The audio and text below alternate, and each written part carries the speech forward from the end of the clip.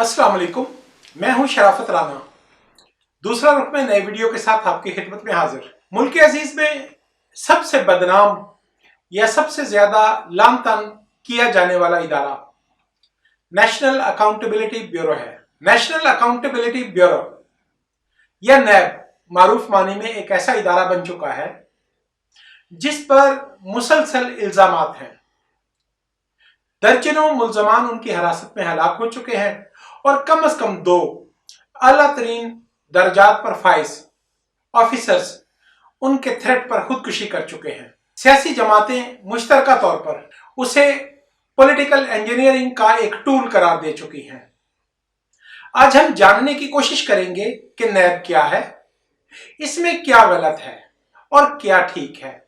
क्या नैब कवानीन मुस्तकबिल में पाकिस्तान के लिए कोई बेहतरी ला सकते हैं या नहीं। सबसे पहले हमें बैनुल अक़वामी कानून को समझना होगा जिसमें जुर्म या मुजरम की डेफिनेशन ये की गई है कि मुजरम को बेनिफिट ऑफ डाउट हासिल होगा। अगर किसी भी मामला में शक पैदा हो जाएगा तो उसका बेनिफिट मुल्ज़म को दिया जाएगा। स्टेट को बियॉन्ड एनी रीजनेबल डाउट रियासत को साबित करना है कि जिस शख्स पर वो इल्जाम लगा रही है उसके खिलाफ इस कदर मौसर शहादत दस्तयाब है कि अदालत सेटिस्फाई हो जाए कि ये बंदा मुजरम है। पूरी दुनिया में शायद आज पाकिस्तान या कुछ मजहबी रियासतें, मुमकिन है सऊदी अरब, ईरान या नॉर्थ कोरिया में कोई, चीन में कोई ऐसा कानून हो सकता है, लेकिन आजाद और जमहूरी ममालिक में ऐसे कानून की बाबत तसव्वुर भी नहीं किया जा सकता। नैब एक्ट में बुनियादी तौर पर जो ज्यादती की गई है वो इंसाफ के बुनियादी तसव्वुर के मुतसादम जुर्म की तारीफ को रिवर्स किया गया है।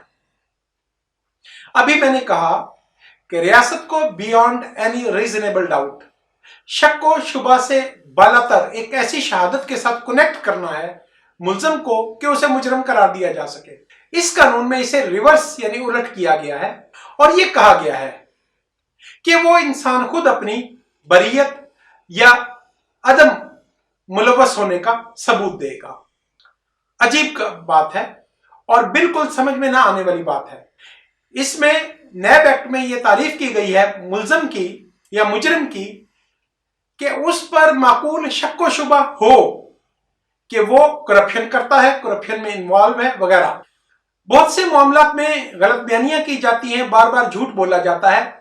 नैब का बुनियादी आइडिया मियां मोहम्मद नवाज शरीफ के ज़रख़े ज़हन में पैदा हुआ था। सबसे पहला नैब पाकिस्तान में 1997 की हुकूमत में मियां मोहम्मद नवाज शरीफ ने कायम किया था।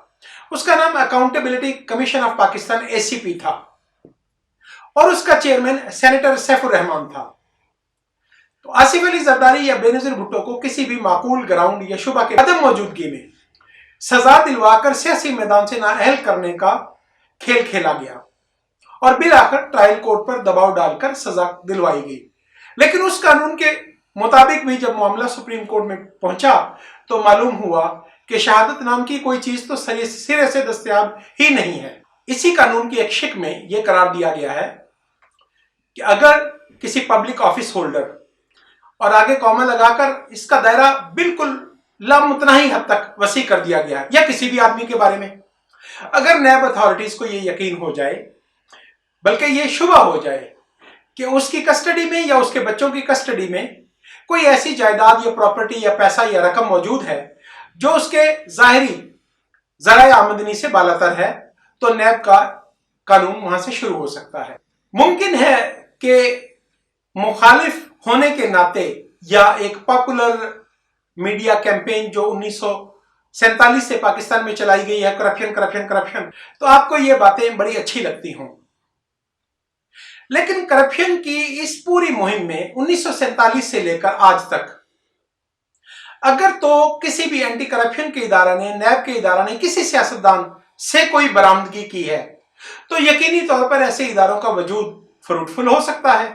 लेकिन बदकिस्मती यह है कि यह इदारा न सिर्फ 1997 से बल्कि इस तरह के जितने भी कवानीन लागू किए गए अयूब खान के दौर में ज़िया के दौर में, उन सब का नतीजा बिलाखिर सियासत में जहरीले मादा को दाखिल करना निकला।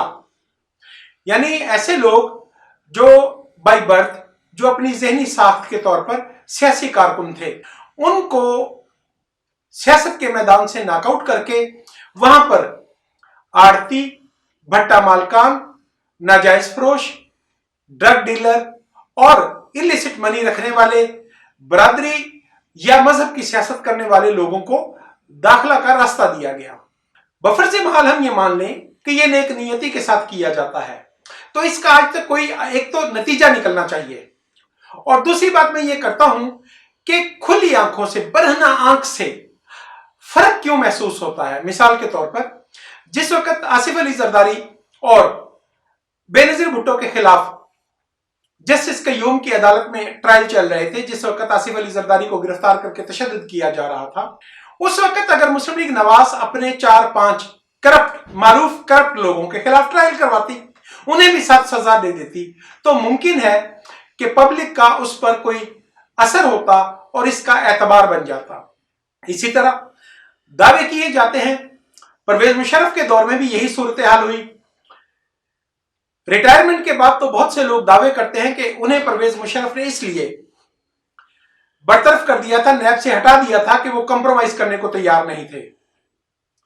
ये दावे करने वाले ये भूल जाते हैं कि हर मार्शल एडमिनिस्ट्रेटर, हर इलिसिट हुक्मरान, हर नाजायज हुक्मरान जो नाजायज राय से आइन कुशी करके इक्तदार में आता है, वो अपने इक्तदार में लाने वाले साथियों से फिलफौर फरागत हासिल करता है। तो नैब के पहले जो चेयरमैन थे, उनका यह कहना बिल्कुल गलत है कि उन्हें किसी गलत हुक्म की तामील न करने पर बरतरफ किया गया था। आइन तोड़ने से बड़ी गलती तो कोई नहीं होती, आइन तोड़ने से बड़ा जुर्म कोई नहीं होता। मोहतरम जनरल साहब, आप परवेज मुशर्रफ के साथ आईनी शिकनी के मुजरम हो, मुल्जिम हो, और आपने पाकिस्तान के अंदर पॉलिटिकल इंजीनियरिंग को फरोग दिया और मुतारिफ करवाया। और जब जनरल परवेज मुशर्रफ मुस्तहकम हो गए और उन्हें ज्यादा ताबेदार लोगों की जरूरत पेश आई, तो उन्होंने आपको बैक जुम्बिश कलम फारिग कर दिया। जब आपको फारिग कर दिया गया तो आपको याद आया कि आप तो बहुत असूल पसंद हो।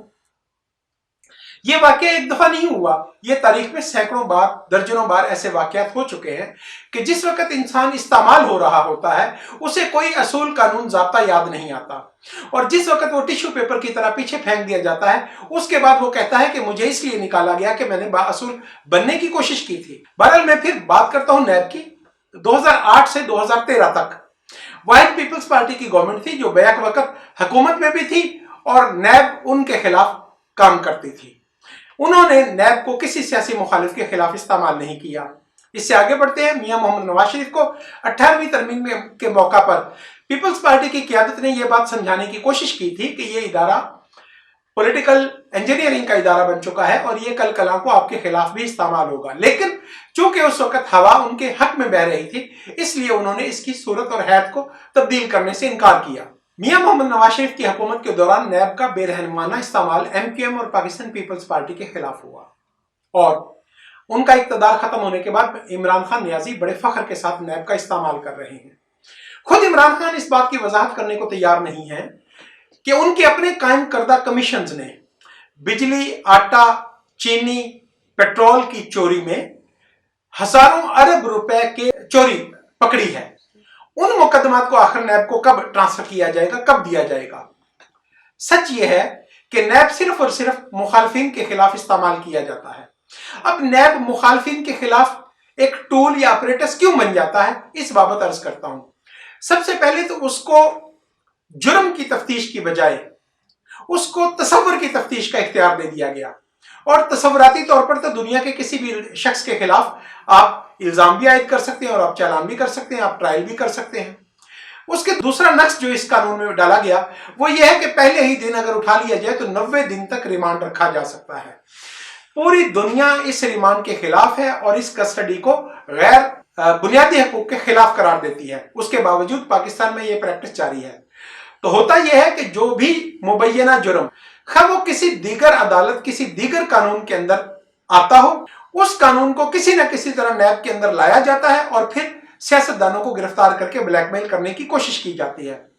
इसकी वाज़ेह मिसाल ऐसा है कि इस वक्त सदर आसिफ अली जरदारी के खिलाफ जो मुकदमात नैब में ट्रायल हो रहे हैं वो स्पेसिफिकली मखसूस तौर पर बैंकिंग कोड के जुराइम हैं। अगर उन जुराइम को हकीकत मान लिया जाए तो वो बैंकिंग कोड में ट्रायल होना चाहिए और बैंकिंग कोड के एक्ट के मुताबिक उन जुराइम को नैब में लाना गलत है। लेकिन चूंकि नैब एक्ट में लामुतना ही ताकत है कि आप चालान पेश करने से, आप इल्जाम लगाने से, एफआईआर से पहले लोगों को गिरफ्तार करके जलील कर सकते हो, तो लिहाजा सुप्रीम कोर्ट के हुक्म पर नैब को इस्तेमाल किया गया। नैब सबसे बड़ी बुराई ये बनकर रह गई है कि पाकिस्तान की मुबैना आजाद अदलिया बाद अज इफ्तिखार चौधरी बदकिस्मती से अदलिया के नाम पर एक धब्बा बनकर रह गई है।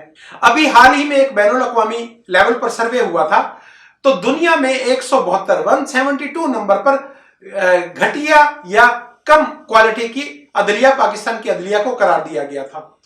जब भी कोई कानून गलत बनाया जाए या किसी कानून को मिस यूज किया जाए या कम से कम वन साइडेड एक तरफा ट्रैफिक चलाई जाए तो अदालतें उसमें मुदाखलत करती हैं, अदालतें उसको रोकथाम करती हैं।